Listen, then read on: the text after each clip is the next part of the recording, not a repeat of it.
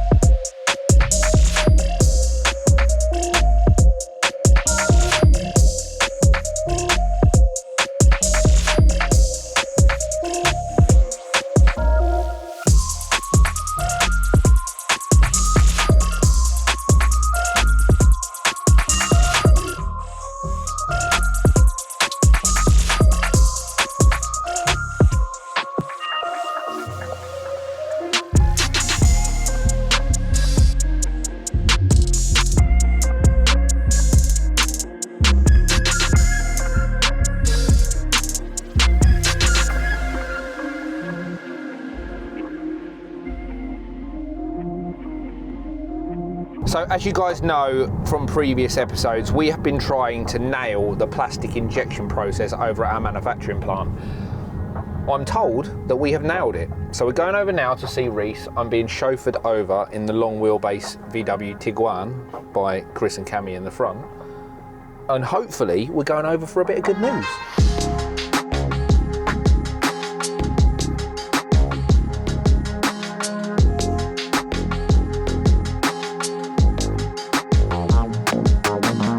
So you will remember from a previous episode, I gave Reece a challenge 2 months ago? Yeah, probably.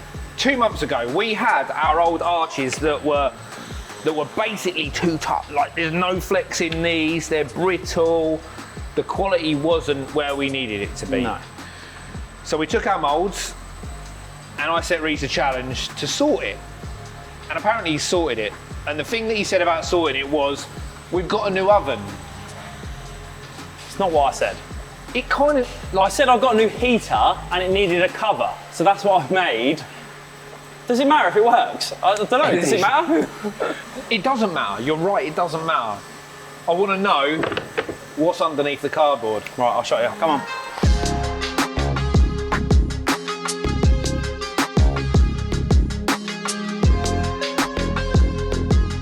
So before we get into the depths of what we've achieved, what was going wrong before? Obviously, I've just explained it was too brittle, but it wasn't really fitting either. Yeah. No, so there was a bit of distortion in it, and that comes down to like porosity. So it means like small air bubbles in the part. So when they were shooting them before, they were shooting them flat, and then all the air bubbles would rise like an arrow and so sit on this edge. You can see here. Is this where the air bubbles are trying to release out? Yeah. Yeah. So and also you see that top edge where it's really bubbly. That's really hard to paint as well. So the lads in the body shop were struggling with it. Okay. So, what did you identify as the problem to rectify it? So obviously you're going on about this cover and things like that. Is it something to do with heat?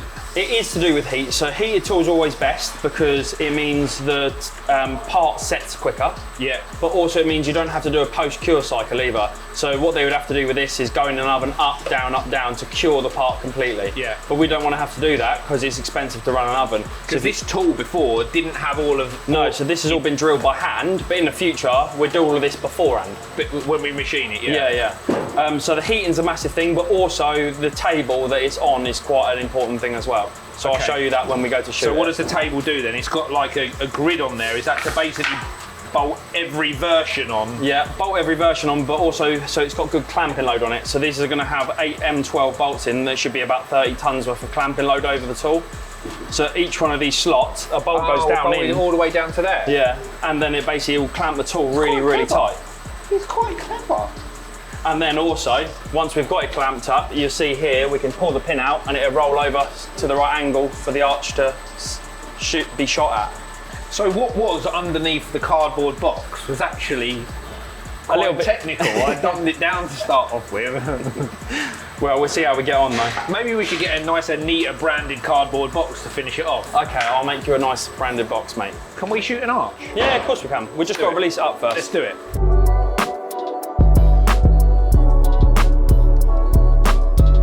You've already got funny videos of me putting this on. It's not funny anymore.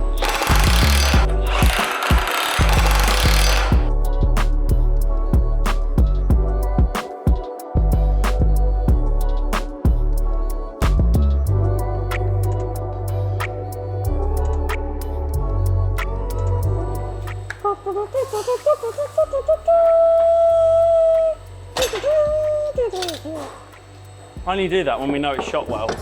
Yeah, this could be terrible. Is it going to be good? Of course it is.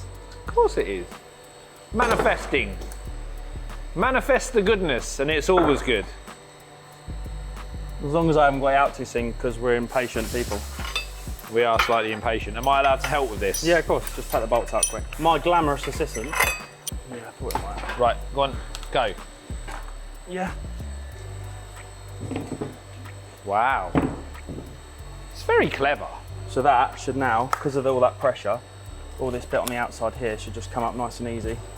Like, am I being impatient? No, no, it's fine. Carry on. You're allowed to. Oh. Wow. So there you have a part twist. Huh? Like it twists. Yeah. Yeah, it's really Flexible. It's really flexible. Cool, it's hot, isn't it? Yeah, well, it's just come out of the mould. It's like 70 odd degrees. Not really nice A surface to it Finish, as well. Yeah. Yeah, Should be good. The edge is much nicer. No sinkage. And then look, the trimming's minimal because you can just touch the DA against it and it takes the And edge off. rather than having to use a blade and things Yeah. like that and potentially ruining the edge that goes up against the Yeah. A surface of the car. Wow, very good. Just like that. Nice gluing area. Yeah, perfect. Really good. You know what makes me more excited about this? Go on.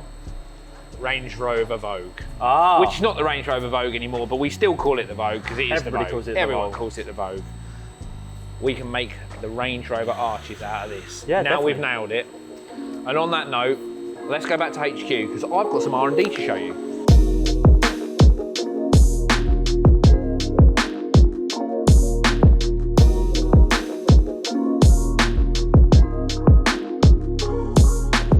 So we've been backwards and forwards, and this is where it all starts. A couple of pieces of plastic. Now, we've made an executive decision, which I probably need your help on. Should we do the Range Rover as a wide body only, or should we do it wide and slim? When we put this arch on, we can see how great it's gonna look. Now, we've made this nice little return. As you saw with Reece earlier, we know that we can make these arches out of PU rim. It fits lovely onto the body and it gives you a great stance from the side. Now, we've dropped a 25mm spacer onto our new UC wheel. It's probably protruding a little bit much. It maybe needs to drop in 5mm, but we know from the offsets of this wheel exactly where we need to be. We can see the arch, it flows down, it's got a lovely curve on it which runs down the side of the body, drops down, and it's gonna sit really, really pretty when the arch flows straight into the bumper there. That's looking fantastic. We was thinking whether we're gonna do it or not, and now we're swaying towards the whole, let's do wide body on the whole lot.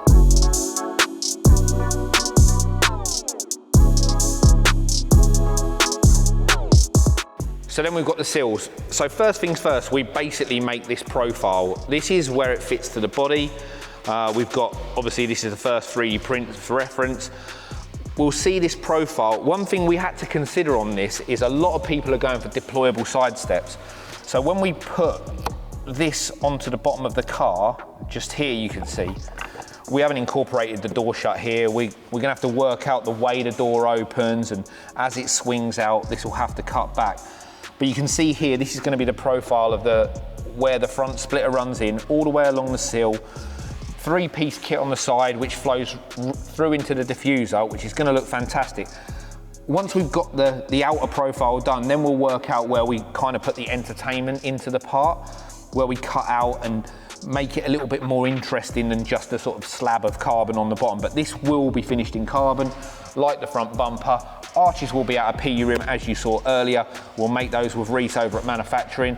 It's gonna come scooping in. We're gonna have a nice little cutout out here, running all the way through into the arch. It's gonna be stance. So then to the rear, what we needed to do was check out the rear clip data. Now this is a 3D print more for fitting purposes rather than aesthetics. You can see here, it's with the same profile as the OE bumper. This sweeps round underneath. We know that the boot opens. We've checked and tested this. Now, these might seem so far away from the finished article, but I can assure you we're so close. We're probably 90% of the way there now. All of these final checks mean that we can tick the box and then start to send things to pattern. The rear bumper's done, the rear diffuser's done, the billet tailpipes are done, skid pan. This profile shouldn't take anything more than a week. Now we know it fits, now we know we've got clearance. So watch your space, guys. In a matter of weeks, we will have finished the Range Rover kit. Exciting times coming.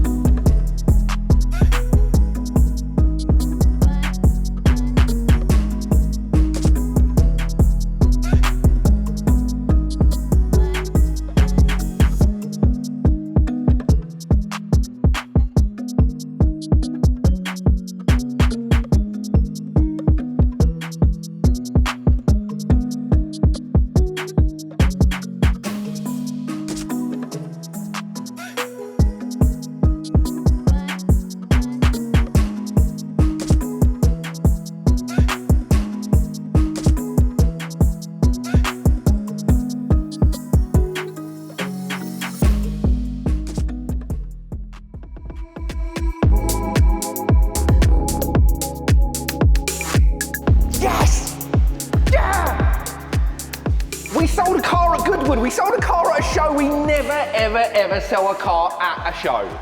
It's more for brand recognition shows, isn't it? I know they are, but this customer saw the blue car at the show, came over, liked the van thing, and he's commissioned one.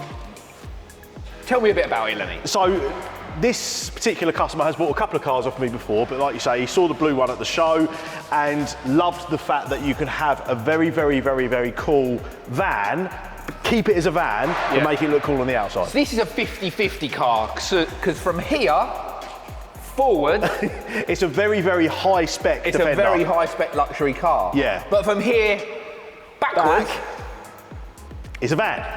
It's a panel van. We should do this for a living. It's amazing. So we've obviously done all the urban bits, full wide track kit. He got a sign writer to come in and put his business logo on the bonnet and on the sides. So as you can see, K9 Security, he does security during the week, but his boy also does go-karting. So he's having removable cages in the back for the dogs, and then at the weekend he pulls them out and the go-kart can go straight in. So it's a double whammy. This really is, with the cost of economy and the cost of, you know, living rising, this really is the right way forward for business owners. They're so good. Whether you need a van in the back or whether you actually need 5 seats in the car, this really is, like, it's time to make a choice not to go for something with your personal money, is to use your business money, because it's the best way forward. He done some special things inside as well, This didn't is really cool. So he wanted to make it bespoke. So we've done the Recaro seat conversion. They look really cool with the gold stitch. Yeah, so the gold really stitch cool to go with the gold branding on the outside. It's got a carbon interior. But yeah, these bucket seats with the gold stitch look so good. We've left the front in black stitch because it goes like sort of moody with the carbon and the steering wheel. And then just as you see from this angle, gold stitch with the gold logo on the side. It all just ties in together nicely. And we've even gone for gold tow hooks on the back as well. Yeah, nice little touches. Yeah, this is a really cool van. If anyone out there is interested in more details of this, we've got cars coming through in Eiger Grey, Carpathian Grey, Santorini black. It really is the car to go for at the moment if you want tax efficient motoring that you can put through your business. We've got so many options for you, so give me a shout. I need to get this into the detailing bay because he wants to collect it straight away. Hasn't quite been finished yet. Yeah. You might see it's a little bit dusty, so this is going in there now and he's collecting it in the next couple of days. Awesome.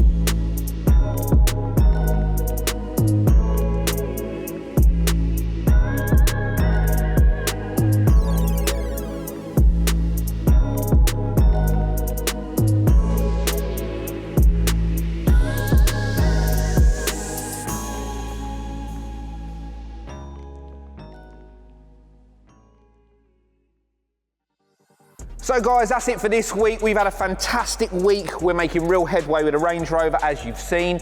Do we do wide body? Do we do slim body? Or do we do both? We've sold a car at Goodwood and we've made some real progress with PU Rim. Reece is doing really, really well with perfecting the formula so we can develop more parts in that as well. So get in the comments, let us know what you think of the Range Rover and we will see you next week.